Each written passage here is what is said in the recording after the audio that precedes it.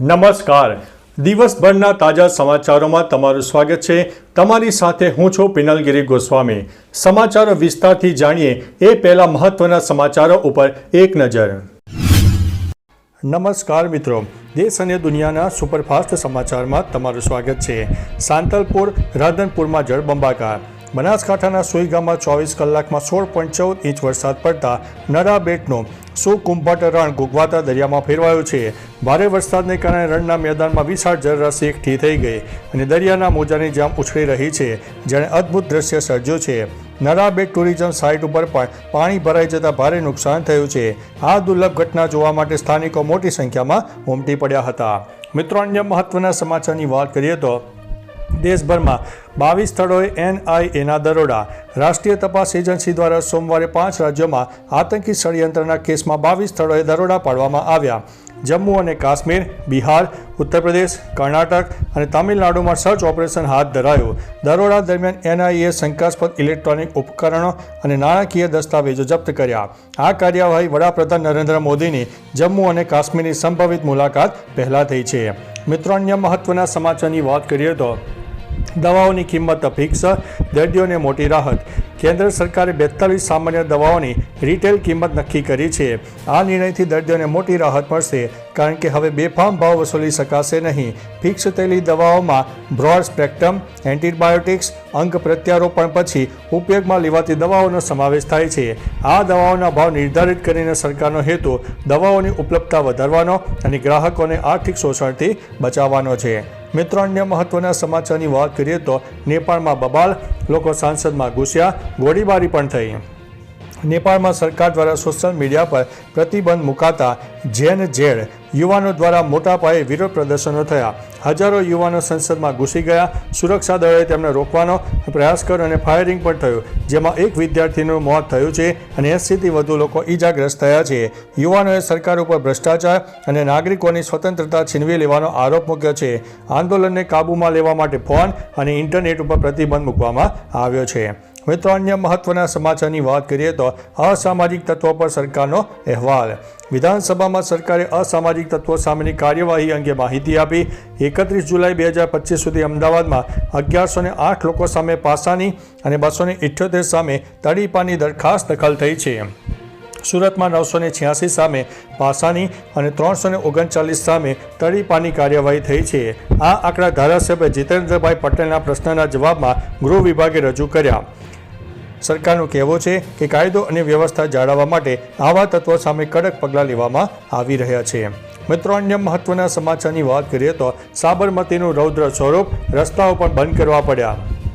ભારે વરસાદને કારણે ખેડામાં સાબરમતીના પાણી ભરી વળ્યા છે, જેમાં રસિકપુરા, નાની કલોલી અને પથાપુરા વિસ્તારમાં પાણી ભરાયા છે. રોડ પર પાણી ભરી વળ્યા છે. ખેડા ધોળકા સ્ટેટ હાઈવે બંધ કરવો પડ્યો છે. સાબરમતી નદીમાં લાખો ક્યુસેક પાણી છોડવામાં આવતા ગામડાની સ્થિતિ બગડી અને પાણી ગામમાં ઘૂસી ગયા છે. ખેડાના ગામોમાં કેરસમાં પાણી ભરાતા લોકોને ભારે હાલાકી અને સંપર્ક વિહોણા પણ થઈ ગયા છે. મિત્રો, અન્ય મહત્વના સમાચારની વાત કરીએ તો ગઈકાલે દુનિયાભરમાં વોટ્સઅપ થયું હતું ડાઉન. દુનિયાભરમાં અચાનક વોટ્સઅપ ડાઉન થઈ ગયું. વોટ્સઅપ વેબમાં તકલીફને કારણે અનેક યુઝર્સ લોગિન કરી શકતા નહોતા. જેમણે પહેલેથી લોગિન કર્યું છે તેઓ મેસેજ મોકલી અને પ્રાપ્ત કરી રહ્યા છે, પરંતુ લોગઆઉટ પછી લોગિન થવામાં મુશ્કેલી આવી રહી હતી. મોબાઈલ એપ્લિકેશન સામાન્ય રીતે કાર્યરત હતી.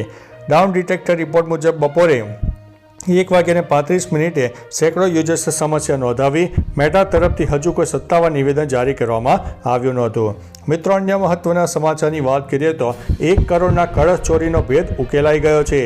દિલ્હીના લાલ કિલ્લામાંથી 1 કરોડના કળશ ચોરને હાપોળમાંથી ઝડપી પાડવામાં આવ્યો છે.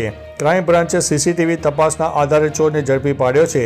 CCTVમાં દેખાય છે કે કળશને ચોર ધોતી પહેરીને જોડીમાં લઈ જતો દેખાય છે. પૂછપરછમાં તેણે સ્વીકાર્યું કે 1 નહીં 3 કળશ ચોરાયા હતા, જેમાંથી 1 જ મળ્યો છે. બાકીના 2 કળશ માટે દોડધામ ચાલુ છે. ચોરીની ઘટના 15 ઓગસ્ટે જૈન સમાજના ધાર્મિક અનુષ્ઠાન સમયે થઈ હતી. મિત્રો, અન્ય મહત્વના સમાચારની વાત કરીએ તો બિગ બોસના સેટ ઉપર મોટો અકસ્માત ટળ્યો છે. બિગ બોસ 19ના સેટ ઉપર એક મોટી દુર્ઘટના થતાં માળ બચી છે. એક સ્પર્ધકની બેદરકારીને કારણે કિચનનો ગેસ ખુલ્લો રહી ગયો, જેના કારણે આખી રાત ઘરમાં ગેસ લીક થયો. જોકે મોટી જાનહાનિ થઈ નથી અને બધા સ્પર્ધકો સુરક્ષિત છે. વર્તમાન કેપ્ટન બશીર અલીએ આ બેદરકારી બદલ બધા સ્પર્ધકોને ખરાબ રીતે ઠપકો આપ્યો છે. આ ઘટના પછી હવે સલમાન વીકેન્ડ કા પાર એપિસોડમાં શું પ્રતિક્રિયા આપે છે તે હવે જોવું રહ્યું. મિત્રો, અન્ય મહત્વના સમાચારની વાત કરીએ તો ચોમાસું સત્ર, ઠાબર ગેરહાજર, ઇટાલિયા અને ચાવડા પહેલી વખત જોવા મળ્યા.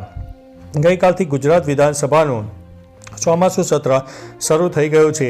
પ્રશ્નોત્તરી કાળ સાથે શરૂ થયેલા આ સત્રમાં ઘણી નવા જૂની જોવા મળી.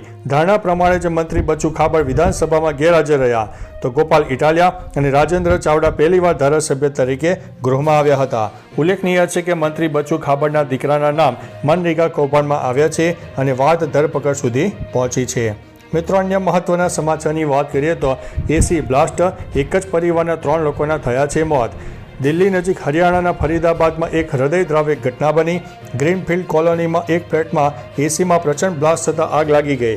આ દુર્ઘટનામાં એક જ પરિવારના 3 સભ્યો સચિન કપૂર, તેમની પત્ની રિંકો અને દીકરી સુજાન મૃત્યુ પામ્યા છે. તેમનો પાલતુ શ્વાન પણ આગ અને ગૂંગળામણને કારણે મૃત્યુ થયું છે. આ ઘટનાથી સમગ્ર વિસ્તારમાં ભય અને શોકનો માહોલ છવાઈ ગયો છે. મિત્રો, અન્ય મહત્વના સમાચારની વાત કરીએ તો સાબરમતી નદીના જળસ્તરમાં થયો છે વધારો. હાલ રાજ્યમાં ભારે વરસાદની આગાહી કરવામાં આવી હતી. આ સાથે રાજ્યના ઘણા વિસ્તારોમાં ભારે વરસાદને કારણે નદીઓના જળસ્તરમાં વધારો થયો છે. હાલ સાબરમતી નદીના જળસ્તરમાં વધારો થયો છે, જે કારણે ખેડા જિલ્લામાં જળબંબાકારની પરિસ્થિતિ સર્જાઈ છે. પાણીના પ્રવાહને કારણે નદી કાંઠાના વિસ્તારોના ઘણા ગામો જળમગ્ન થયા છે. ભારે વરસાદને કારણે શાળા અને આંગણવાડીઓમાં પણ રજા જાહેર કરવામાં આવી છે. તો ચાલો મિત્રો, ફરીથી દેશ અને દુનિયાના સુપરફાસ્ટ સમાચાર લઈને મળતા રહીશો. ત્યાં સુધી અમને રજા આપશો. નમસ્કાર.